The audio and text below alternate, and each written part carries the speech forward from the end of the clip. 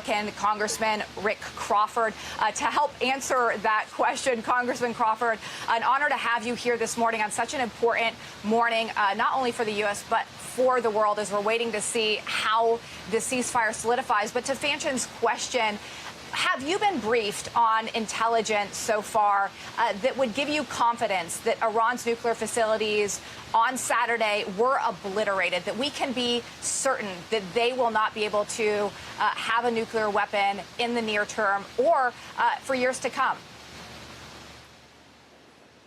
Well, we haven't had a briefing on that per se. We've had some communication from a single source, but keep in mind, one source is no source. I mean, you've got to have multiple sources verifying and so on. The other thing I think we need to understand, too, is image intelligence, surface video or photographs don't tell the whole story. So without having the verification of humans, we can sort of speculate and understand, too, the effectiveness of those weapons that were used on those targets, but still waiting for some sort of human verification of what the extent of the damage was there. But certainly there's been a very good disruption. We don't know what the timeline is, and if that means that it's been totally obliterated, we hope. But there's also some questions that still have yet to be answered. So it sounds like the president is confident that they have been obliterated, but can I say that from the intelligence community, you all do not have 100% confidence yet? Well, again, we've seen single source information on that and can't go into the depth of that information. But what we're waiting for is some verification, multi-source verification, that would give us a little more comfort level with regard to the extent of the damage. But I can't comment on the source or the extent of what their assessment is. Congressman, can you give us insight into whose intelligence we're using for this? Is it U.S. intelligence or is it Mossad? Is it Israeli intelligence? Well, certainly we rely heavily on our own, on our ability to collect.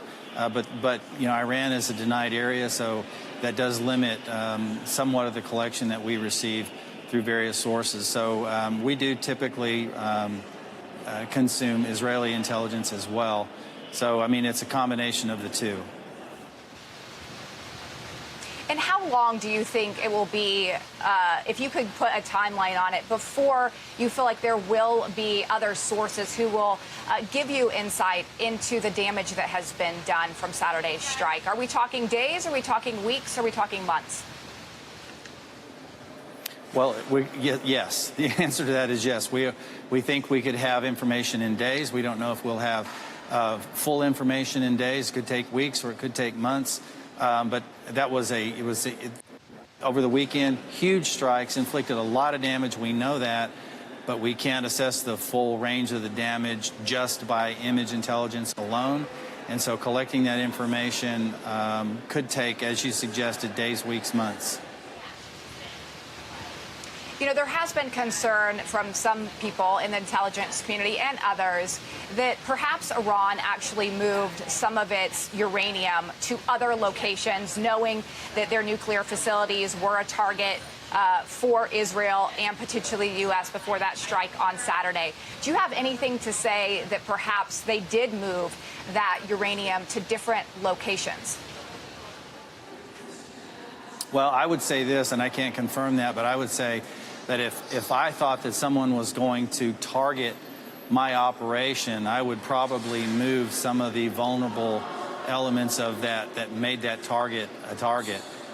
So it's kind of common sense to assume that with the advance notice that they had or perceived, that they would probably do something like that. But I can't comment on the extent of whether or not and where any of that material may have been moved to.